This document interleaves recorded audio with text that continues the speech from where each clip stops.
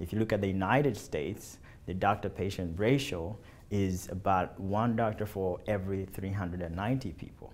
But if you look at a country like Uganda, my home country, the doctor-patient ratio is 1 doctor for every 24,000 people. I see myself in these people all the time because at one point I was them.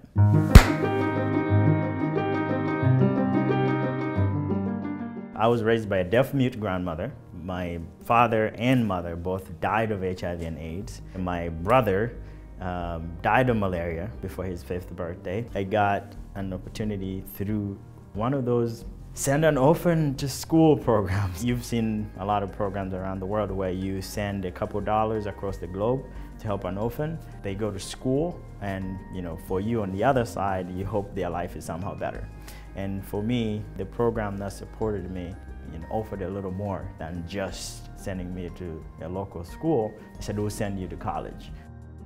Being born in the rural parts of Uganda and raised there and seeing the devastating effects of not having healthcare access, there was no better place for me to apply my engineering talent and help individuals access quality healthcare. We are a nonprofit organization that recruits newly graduated doctors, nurses, and midwives and places them to work in underserved regions. It all started with the problem of brain drain of healthcare professionals on the African continent. What we've learned is no one wants to leave their food, their culture, their language, their family to go work elsewhere if they can find a job with the same conditions locally.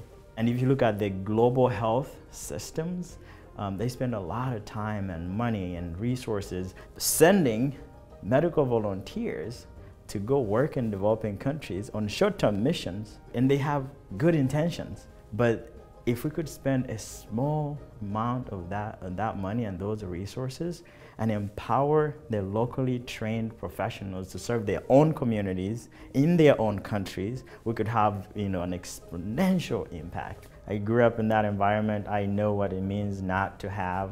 You know, I wore my first pair of shoes when I was in my late teens. Being in the position that I'm in now of privilege to come back and help, there's no better place to be for me.